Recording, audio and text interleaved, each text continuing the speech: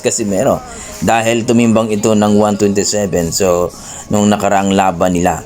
So maraming nag-react mga idol at sinabi na talagang itong si Sanchez dahil nga 1 round lang ito, naging bitter ito. Kung baga mga idol, hindi niya matanggap na tinalo siya via TKO at 1 round lang ito ni Cuadras Casimero. Kung baga mga idol, alam naman yan na mas mabigat siya kumpara kay Casimero sapagkat nung pagtimbang nila ng 122 pounds, siya ay nakakuha na agad samantalang si Casimero ay 123. Kaya nga, pinagbigyan pa rin si Casimero na tumingbang bukas ng 127 pounds samantalang si Sanchez ay nakapag-relax na.